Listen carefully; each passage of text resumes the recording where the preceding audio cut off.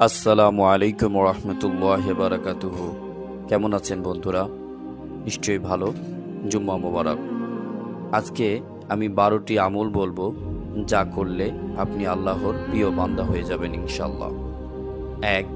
তওবা ও ইস্তেগফার বেশি বেশি করা। 2. আল্লাহর রাস্তায় দান সদকা করা। 3. তাকওয়ার উপর অটল থাকা। 4. আত্মীয় স্বজনের সাথে সম্পর্ক ভালো রাখা। 5. আল্লাহর কাছে বেশি বেশি প্রার্থনা বা দোয়া করা। 6. সকলের সহিত সদয় ও বিনয় আচরণ করা। 7. ইবাদতে নিজেকে বেশি বেশি ব্যস্ত রাখা। 8. যে কোনো কাজের শুরুতে বিসমিল্লাহ বলা। 9. কোরআনের সাথে সম্পর্ক বাড়ানো। 10. সকালবেলা থেকে কাজ বা ইবাদত শুরু করা। 11.